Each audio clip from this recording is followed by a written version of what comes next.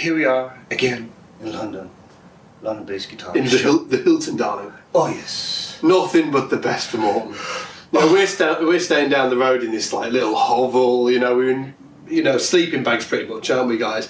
Morten's here living it up. Yeah, I just said, come on over.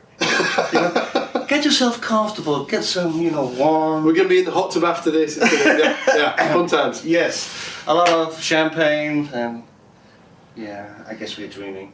Meanwhile, on the ranch, we are still sitting here with Scott Devine from Scott's Bass Lessons, and thank you for taking your time to be here. Thank you for inviting me. Can you tell me a little bit about how you started playing bass? Oh man, how I started playing bass. I started playing classical guitar when I was really young, super young, and from there got into the electric guitar, and my dad really helped me. He used to pay the guy that used to work next to him. He used to pay him a packet of cigarettes a week to teach me. So it was like old school, right? There wasn't even money changing hands. It was cigarettes. Yeah. And possibly, animals as well, but I'm generally there wasn't any goats involved, I'll give you one goat for a, But yeah, so he used to pay him a packet of cigarettes a week, and I used to get guitar lessons from him, and then from there, my dad was just, kind of steering me in the right direction in terms of what I should be working on. And he's not a musician, in fact he just played a bit of guitar, we kind of started together, he got into it as well, but his dad was a trumpet player. In the army, he was as a band boy. Oh, your granddad? My granddad, he was a pro trumpet player in the army, and then I really didn't have anything to do with the bass at all. I was in school, didn't really know what I was doing in school, kind of just kind of floating around. Really didn't have any real direction. Although I really loved music and I was a guitar player, I didn't have any. Kind of sort of like dreams of being a professional musician, because I actually didn't know that you could be a professional musician. I thought being a professional musician was being in a famous band. So I just thought, I'm just going to quit school and go and work as an apprentice luthier. And if you talk to Chris at Overwater Basses about it, he'll essentially tell you that I bullied him into it and to give me the job. And I think I did, because I was just desperate to do something that I really loved. So I ended up working for Overwater Basses, which are these guys, as an apprentice luthier, repairing basses and things like that. And then just through Chris, ended up meeting a load of bass players that were, gigging professionally on the West End in London, doing tours and things like that, theatre shows. And it kind of revealed itself to me. I was like, oh, there's this thing, and you can be a professional musician and you don't have to. Be in a famous band, there is this huge industry of pro musicians, and at the time it was like session musicians and things like that, and theatre bands, and that's really how I got into it. Very cool. So the transition from being a guitar player and to bass player, that was just playing with, working with Chris at Overwater. He mainly made basses. That was the lion's share of what he made, and it was just exposure to lots of great bass players. I just thought, this bass thing isn't so bad, And Chris was doing, he was playing a lot of bass orientated music, so like he used to listen to Weather Reports and Brand X, Percy Jones, back in the day with Phil Collins on kit. Frightening. So he was like playing a lot of that kind of stuff. There wasn't much guitar, so I was drawn to the bass kind of subliminally, and Chris just said, take a bass home. And you might be able to do it, so I just took a bass home, practiced a little bit, and randomly, without going too deep into it, I just a phone call came into the workshop. There was a guy that had a medical issue. He was a full-time theatre musician, and he said, I've got this medical condition. He had a collapsed lung. Do you know anybody that might be able to cover me for this show? Oh, really? And Chris said, there's a young lad works here that can cover it. I'd never played bass in a band, and suddenly I was thrust into working in a theatre with charts. And you learned that by the classical guitar? Yeah, but it was like bass clef, so I didn't read bass clef at all, and so I had to learn. So I took 2 weeks off work and learned this crazy amount of charts, 180 charts. And as well as I couldn't make notes all over them and stuff like that. It just looked like I destroyed it with a pencil. And that was my first pro gig, really, doing that. And I did that for a few months. And then the guy came back to do the show, and then he ended up leaving for some reason or another, and then I ended up getting that gig for a year, so I just worked in a theatre band. And I thought I could play bass after that. I was like, wow, I've just gone from, nothing to professional bass player. Yeah, it was like, practice anymore. high-fiving myself, I don't have to practice anymore, I'm going to take over the world, watch out Marcus Miller, I'm coming after your gig, I'm loving life. And then from that ended up, I got a gig, after that year I ended up doing a cruise ship. I ended up playing on a cruise ship, 5 or 6 sets a night for 7 months with 1 day off in 7 months. And that was where I learned to play bass, because I really didn't know how to play bass. All I was doing at the theatre show was just reading parts, really. I was just, but there was no, I wasn't making up any bass lines. No. Somebody was like, okay, let's sort of like do a blues in C, and there's an extended turnaround on the end. I didn't know what that was. How do you do that? I didn't know anything to do with that. So that, the cruise ship was a baptism of fire, and I had a really fantastic musical director who was absolutely evil to me, which was really fantastic for playing, but terrible at the time. He was just like, it was just reeling at the deep end. It was like, okay, it's all of me, but in B flat. So that's a problem, because I don't know what all of me is. Obviously, it's a jazz standard. I know that now. All of me now, I think. But I didn't know what all of me was, and I didn't even know the tune, and there was sometimes no chord chart. So it was like, we're in. It's B flat. All of me. Let's go. And then when you get to the end of the tune, and just been trying to get around it somehow when you don't even know the tune, the musical director's giving you these evils, just like, what are you doing? Why are you not getting this? So 7 months of that every night, 6 times a week. It must have sounded so bad. 6 sets a night. It was bad. 6 sets a night, 7 days a week, 7 months. Yeah. That's what got my stuff together. You learned it the hard way, I guess. Yeah, it was either learn how to do the job or lose the gig. And I absolutely didn't want to lose the gig, because I was having the best time of my life doing it. I was travelling the world, going around the Caribbean, just like these places that, people, save money to go to for 2 weeks a year. And I was working in them places, and it was just like, blew my mind. I was like all around the Caribbean. We sailed across the Atlantic, which blew my mind, and then all around all the Mediterranean. And, we went to Monte Carlo, which So you didn't mind playing totally free form, all of me. yeah. For a 21-year-old, it was just absolutely crazy. And before that, I did have aspirations of going to music school and doing that thing. And I joked with somebody today that I actually auditioned 3 times to get in the same music school. The first time I auditioned, I got offered the cruise ship gig. So I just thought, and I knew some of the guys in the music school, and they were all getting to the end of their degree and then working on the cruise ship. So I'd been offered this cruise ship before I started the degree. I'm not saying I was nowhere near good enough to do it. I just threw myself in the deep end and just held on for dear life. But I just thought, what's better, doing the music school or going and doing this gig? So I just did the gig. And then after that, came off the ship, I enrolled, auditioned again to do the music school, and then, ditched it off to do another gig. And then 3rd year, by that time I was playing with the guys that taught in the music school. And the 3rd year, the head of jazz phoned me and he was like, Scott, you're on the register to come in today. Are you coming in? I was like, no, I've got a gig. So I didn't ever go.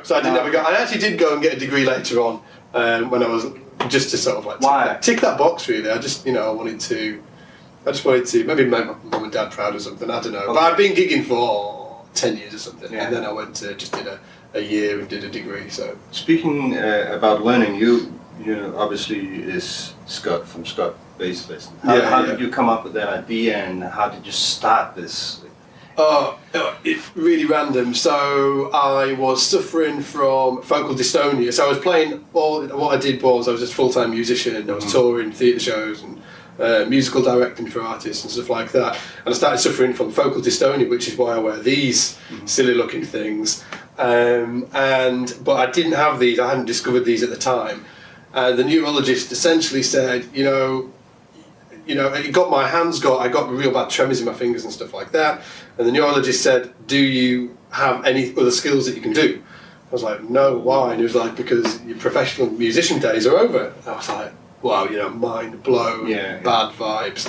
So after that, I was encouraged to take 6 months off, which I did, with the hope of it getting better, which it didn't, but it is better now. We'll get on to that. I'll tell you why in a minute. It's something to do with the gloves.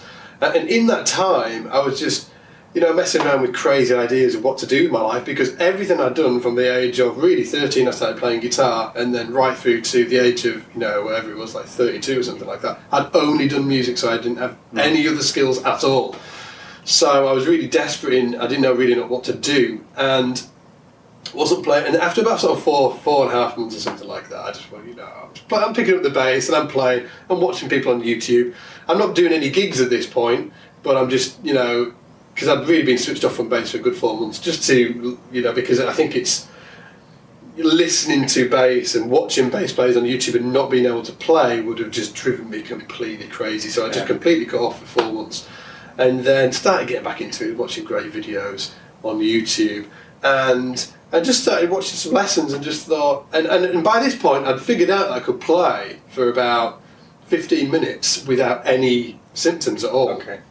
And at this time as well, I'd started seeing a specialist down here in London, and she mentioned that one of her clients was using latex gloves, a violin player. I just thought, latex, that ain't gonna look cool. No cool sort of like, no cool slides with latex. So I just thought, and I knew Etienne Mbappe. Yeah. I just thought, well, he's got black gloves and he uses it for a completely different reason, but I just thought maybe that'll work. So I went and got some gloves, and it just really started to help in terms of my playing. And after about probably about 2 or 3 months of playing with the gloves, I was up to full speed and I could play again.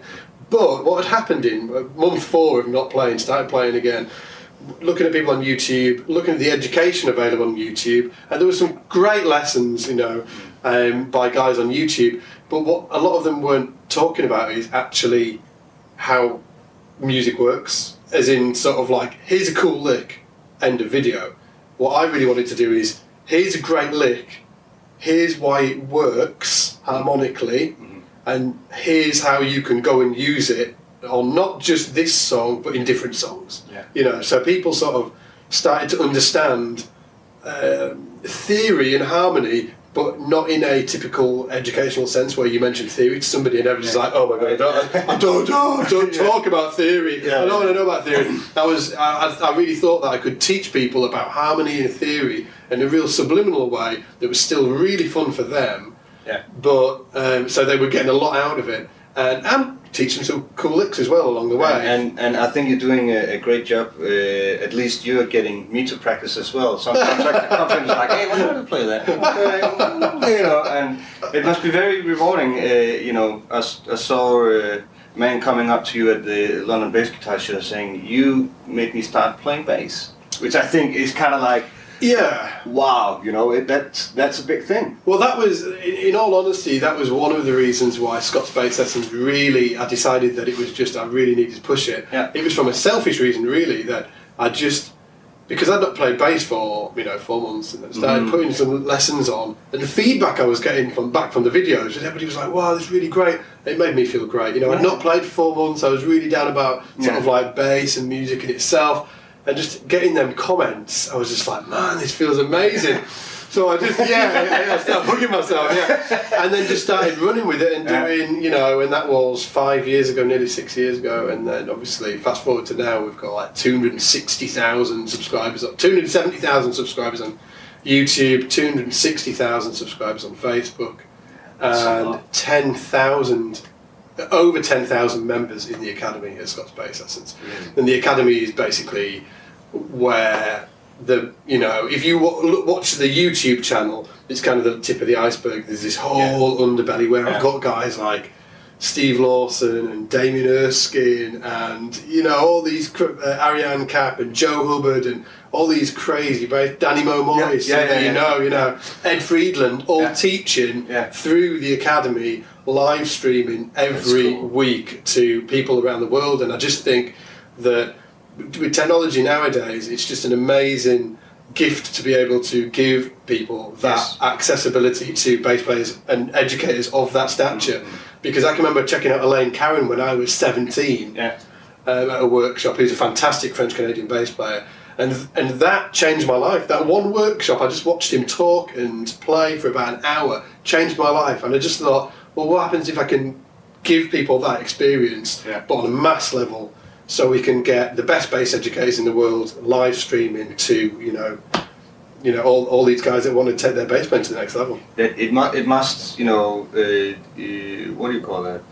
Evolve even further, right? The bass playing, because of all this now massive, big unity brain that kind of Yeah. It's pretty interesting what's going to happen with bass in like 5 or 10 years. I like, well, you see these crazy kids that are so good nowadays, because they're in that YouTube generation, sort of like old. How old are you? I'm 41. So I'm 37. Yeah, so we're similar age, right? So like back when we were, learning, we had to wait for our dad to take us to the library to check if this VHS video that you'd ordered the month before had come in, and then you got the VHS video, you took it home for a week because you got it from the library, and because VHS videos were like 60, 70 euros then to buy, so you put it in and you watched it for a week and then it had to go back to the library, right? So that was our experience, whereas people nowadays switch on YouTube and you want to learn how to do anything. If you want to learn how to do a 251, what theory is, how to play a groove, how to play that bass, watch Gary Willis, Elaine Caron, Richard Bonner, like it's all just like completely at the tips of our fingers, We've just got the most powerful library in the world in our pocket on an iPhone, So it's completely changed the way that that learning is going to go forward. Like, who knows what's going to go on in 5-10 years? It's going to be crazy. I'll probably sit in people's living rooms, holograms of me. Hey, how you doing? It's got to get. Yeah. So, speaking about your influences, who do you dig? Who do I dig?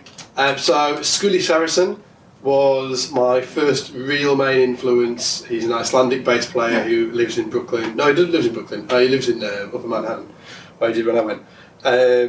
And he played on Alan Holdsworth's Hard Hat area. If you want to check out an amazing bass solo, check out Low Levels, High Stakes. I heard that solo changed my life. So Scully, which I was really lucky enough to hook up with in New York and get a lesson from him. Jeff Andrews is a fantastic player that played with Mike Stern. Obviously Gary Willis, everybody's influenced by him. Anthony Jackson, the first time I heard the Michelle Camilo big band with One More One Song and things like that, changed my life. Never heard anything like it or since. Completely frightening. Who else? I'm probably missing that. Bobby Vega, Bobby Vega's a great player. I'm trying to think about newer guys because there's all these cool guys. Hadrian Farrow, he's ferocious. I don't play anything like him, but man, he blows my mind when I see him. Everybody. Everybody really. There's sort of like everybody from James Jameson, Michael League I love his playing from Snarky Puppy. I love his kind of his vibe. I think it's really interesting his approach to bass and how he's really kind of niched down and just created this freaking awesome thing, wow. I totally forget his bass playing. I'm just freaking out on how he is as a person. Yeah, absolutely. It's shining. Yeah. And he's just sort of like, I heard him say this really interesting thing in an interview. He said he was at college and he was like, obviously like, trying to do that Jacko thing like everybody else was, right? That 16th note funk thing. He just thought to himself, you know what? I don't sound good doing this. I sound like a really bad version of Jacko. Like, why don't I just sort of like play big wide notes and let everybody else do the work? If you're with a great drummer. And I just thought, I listened to that. I just thought, he's got something there. Absolutely, Don't be a bad version of somebody. Be a fantastic version of who you are, and look for the strengths in your playing. Like obviously, you've got to get to a certain level before you do that. If you're a beginner or something like that, your strengths won't be like developed yet, so you won't really know where you are. But as you go along and develop as a musician, trying to hone in on sort of like what you actually want to sound like. Don't try and sound like everybody. Try and sound like who you are. And I would tell people to focus on their strengths as well. Mm-hmm. Cool. A bit hippie there. My wife says I'm a bit of a hippie actually. She said I was born in the wrong era. She should have been in the 60s. I think if I was in the 60s, I wouldn't be doing Scots bass lessons or anything like it. I think I'd just be completely out of it at Woodstock. Loving life in a tie-dye t-shirt, you know. So maybe I was actually born in the right era. yeah. Massive thanks. Thank you for taking me, man. Yeah, man. So. Absolutely awesome. And guys, if you're watching this on YouTube, hit like for Morten because he's such a cool guy. He gets all these great people on his challenge. Give Morten some love as well because I just think he's such a cool dude and just like developed some great products with TC. So lots of love for you as well, Morten. Take it easy, man.